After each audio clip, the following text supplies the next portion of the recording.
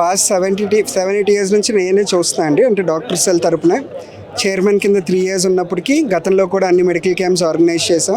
Survey అనేక programmes last time మన ఆవిర్భావ సభలు ఇవ్వనివ్వండి, లేకపోతే వారాహి సభలు ఇవ్వనివ్వండి, అన్నిట్లో టీం మాకు యాక్టివ్గా ఉంది.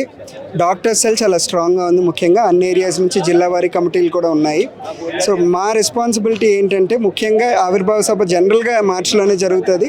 మార్చిలో ఎండాకాలం కాబట్టి మేము డీహైడ్రేట్ అవ్వడానికి జనాలకి ఎక్కువ పాసిబిలిటీస్ ఉన్నాయి. గతంలో కూడా మా ఎక్స్పీరియన్స్ ఏంటంటే జనాలు ల్యాక్ ఆఫ్ వాటర్, ఆ మజ్జిగ ప్యాకెట్లు అవి లేక డీహైడ్రేట్ అయ్యేవి ఎక్కువ చూసాం. అవి కాంపెన్సేట్ చేయడానికి గతంలో ఎప్పుడు ఇది లెర్నింగ్ కర్వ్ కాబట్టి గతంకి ఇప్పటికీ నేను మనోహర్ గారు కూడా చెప్పారు, 5 లక్షల మజ్జిగ ప్యాకెట్లు కానివ్వండి, 5 లక్షల వాటర్ ప్యాకెట్లు కానివ్వండి, మెడికల్ టెంట్స్ కూడా సుమారు ఒక 7-8 మెడికల్ టెంట్స్ అరేంజ్ చేసాం క్యాంప్స్ లాగా.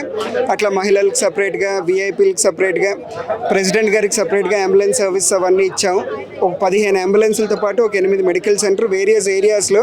అంటే ఒక్క సభ చుట్టానే కాకుండా ఇక్కడ నుంచి నడుచుకొని వెనక్కి వెళ్తున్నప్పుడు కానివ్వండి, వచ్చేటప్పుడు కానివ్వండి, ఏదైనా డీహైడ్రేట్ అయ్యి జనాలకి ఏమైనా ఇబ్బంది పడి ఏమైనా దెబ్బలు తగిలితే బయట కూడా అవుట్ పోస్ట్లా పెట్టాం క్యాంప్స్ లాగా.